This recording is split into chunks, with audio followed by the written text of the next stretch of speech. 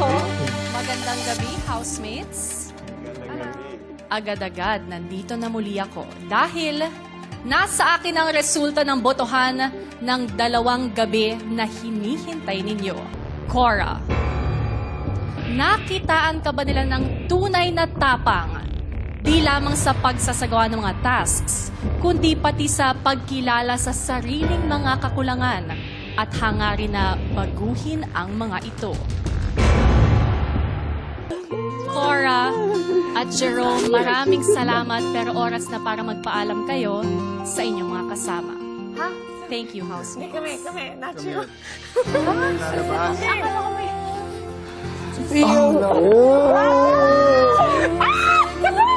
We're going outside! You stand up! Hey! Kabitan, di ba? Wala namang isa pa sa hosers. I'm a concubine. I don't want to be a concubine. You do.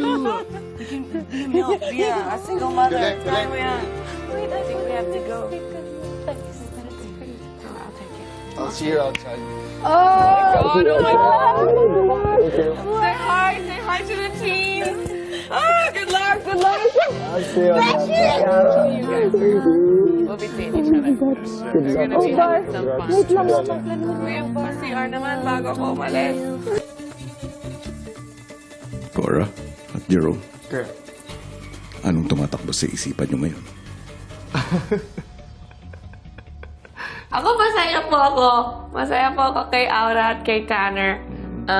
Pakibigay na lang po yung turotot ko sa kanila. They will appreciate it. Truth.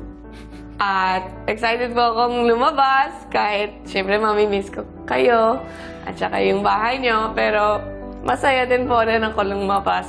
Parang makikita ko lahat ng friends ko, makakakain ako ng mga staff na na-miss ko. There's always a silver lining, Kuya.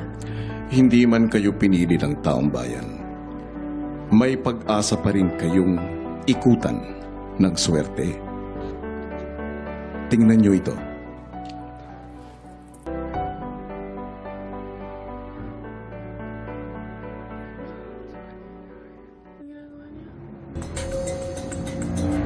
Cora at Jerome, tulad ni Nabaninay at Will, kayo ay hindi palalabas ng aking bahay. Dadalhin ko kayo sa isang lugar kung saan haharap pa rin kayo sa iba't ibang pagsubok. Kung saan may pagkakataon pa kayong patunayan na karapat-dapat kayong bumalik ng bahay. At pinakamahalaga sa lahat, kung saan ipaglalaban ninyo ang inyong karapatan para sa